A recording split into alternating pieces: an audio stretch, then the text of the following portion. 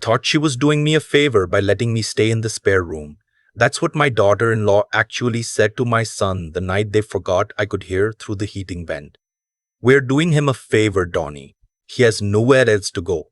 I was 64 years old sitting on the edge of a twin bed with a broken box spring, listening to my son agree with her. That was November. By the time Thanksgiving came around, I was gone, and they had no idea what was about to happen to them.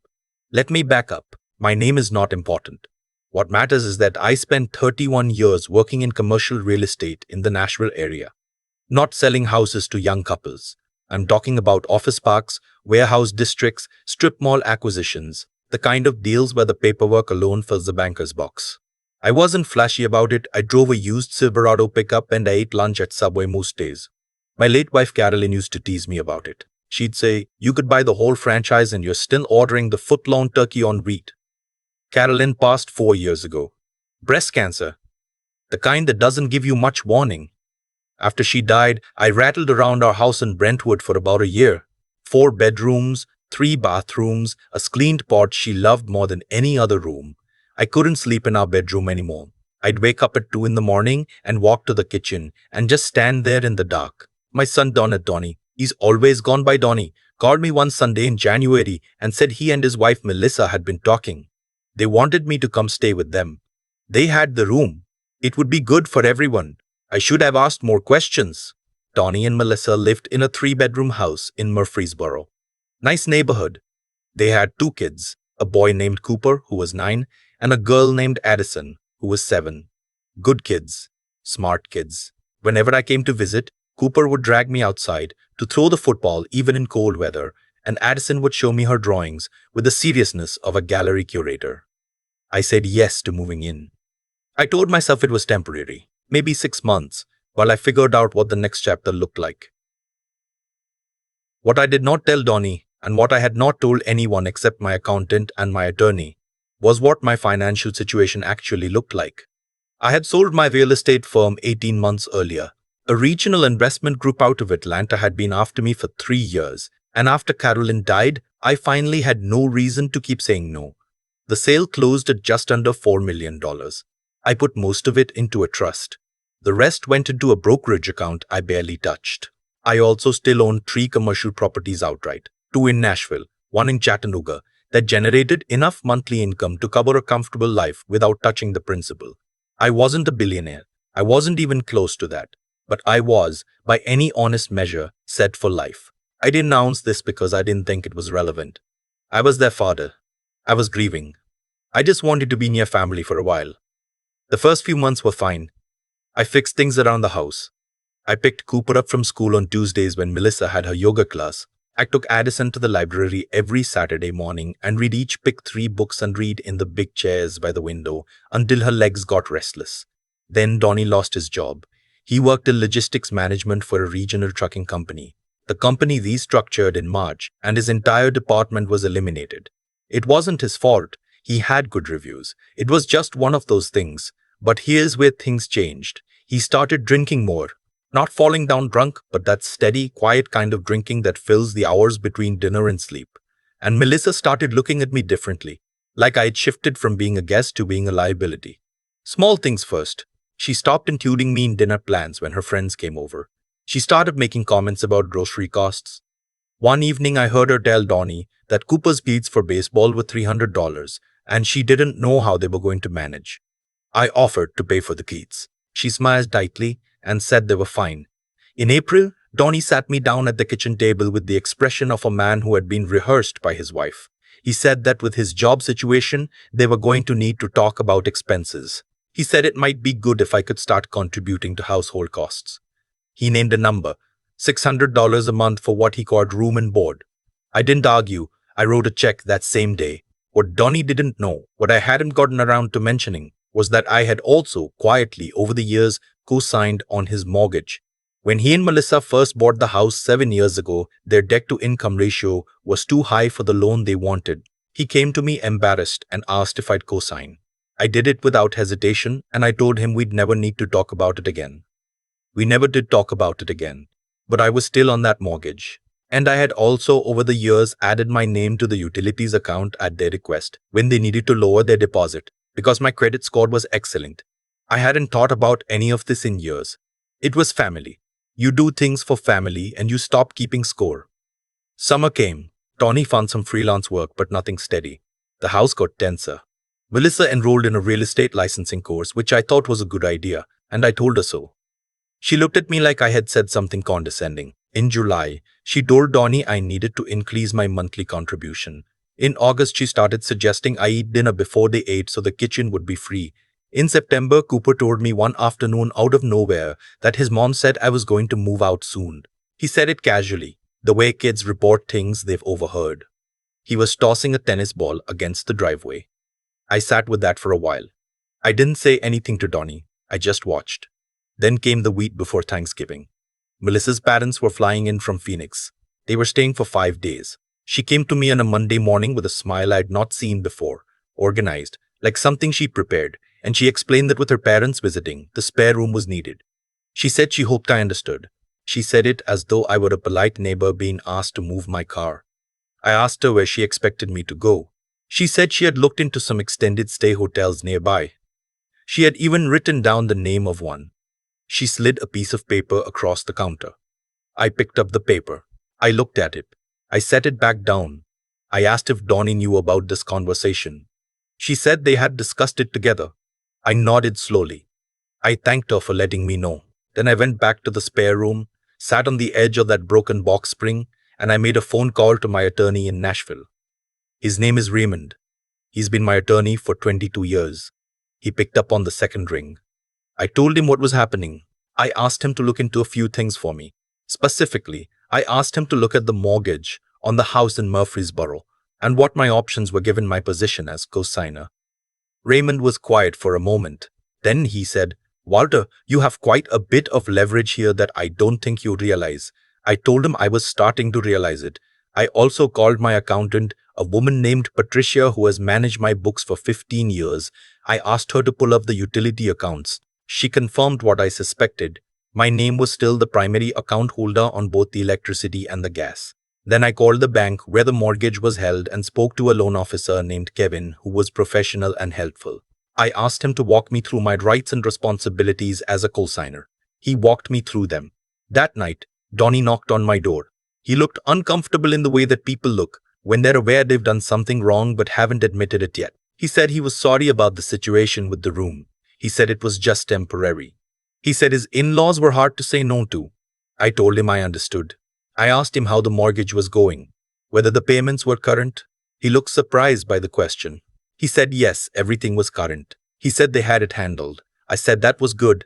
I said I had just been thinking about it because my name was still on the loan. He said he had meant to get around to refinancing but hadn't had the chance. I said no rush. I said family was family. I moved into a suite at the Marriott in Cool Springs the next morning. I paid for 2 weeks upfront in cash. The room had a sitting area and the king bed and a bathroom that smelled like eucalyptus. I slept for 10 hours the first night. I called Cooper on his mom's phone the next day and told him I had moved out for a little while, but that we'd still do our thing. He asked if I was okay. I told him I was better than okay. He said okay and asked if we were still going to the Titans game in December. I said absolutely. Over the next 2 weeks, Raymond and Patricia and I had a series of conversations that I would not describe in full detail because some of it is still a matter I'd rather keep private. What I will say is this: I contacted the utility company and requested to be removed as primary account holder. Before I did that, I gave 30 days written notice to the current residents as required. Raymond handled the paperwork. I also had a conversation with the mortgage servicer about my situation as co-signer and what it would mean for the loan if the primary borrowers could not refinance within a specified window. Raymond made sure I understood every implication before I did anything, and I contacted the property management company that handled my commercial properties to review my overall portfolio. Because if I was going to spend the next chapter of my life differently, I needed a clear picture. What the picture showed was that I was in excellent shape. Tony called me the second week of December. He didn't call to apologize. He called because the utility company had sent a notice and he wanted to know what was going on. I told him calmly that I had removed my name from the accounts since I was no longer a resident. He said they'd have to set up new accounts in their names. I said yes, they would.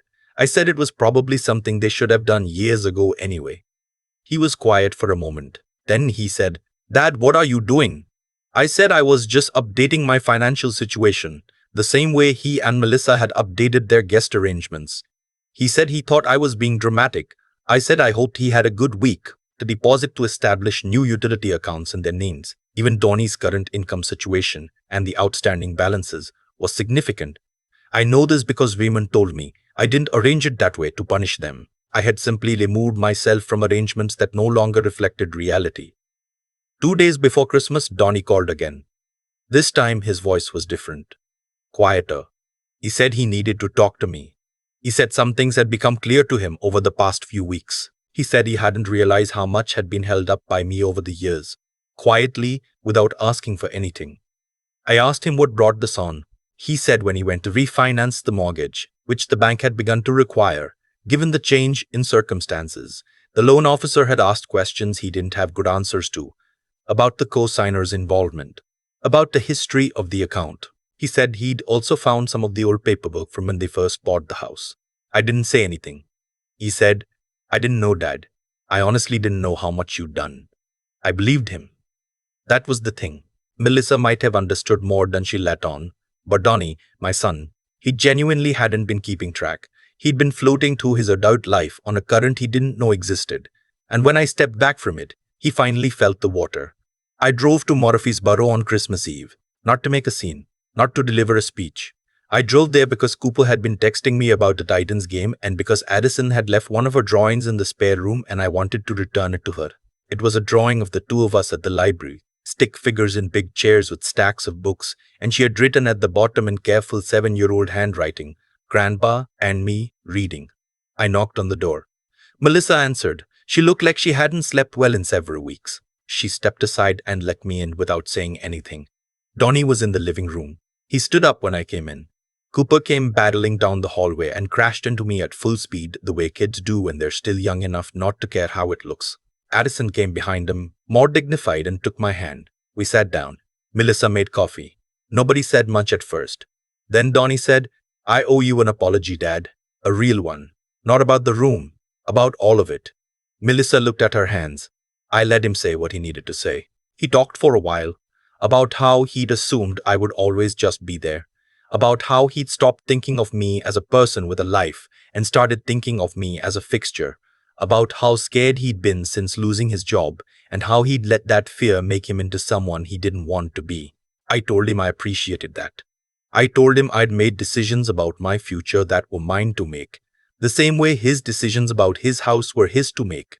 I told him I wasn't holding anything over him. The mortgage situation would get sorted out. Raymond was already working with their loan officer on a clean refinance in their names alone.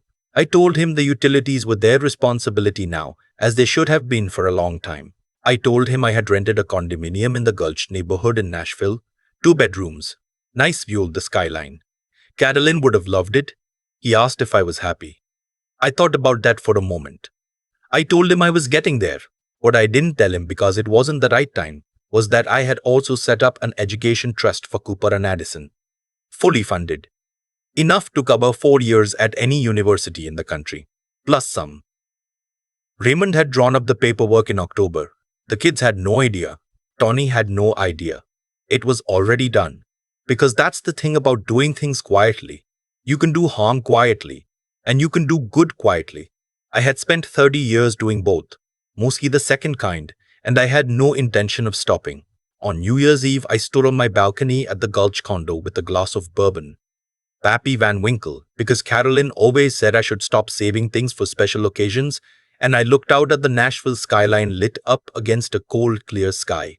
I thought about the spare room with the broken box spring. I thought about the piece of paper with the hotel name on it, slid across the counter, like I was a problem to be managed. I thought about Cooper asking me if I was okay out there in the driveway with his tennis ball. I thought about Carolyn. I thought about her saying, "You could buy the whole franchise and you're still ordering the foot-long turkey on wheat." I smiled at the skyline.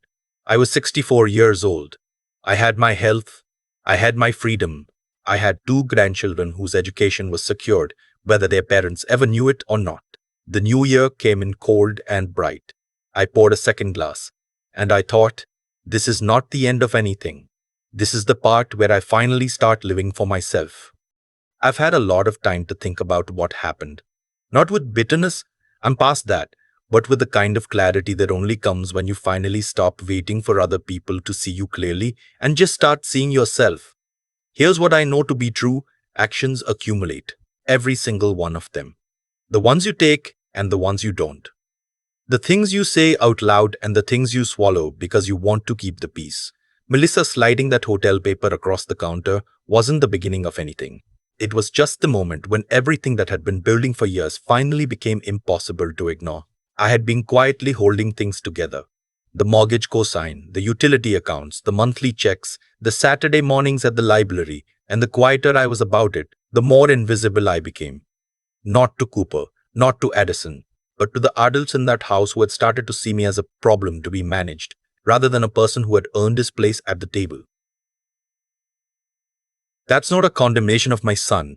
It's just what happens when we stop paying attention to the people right in front of us. Tony didn't set out to treat me like a burden. He just stopped noticing.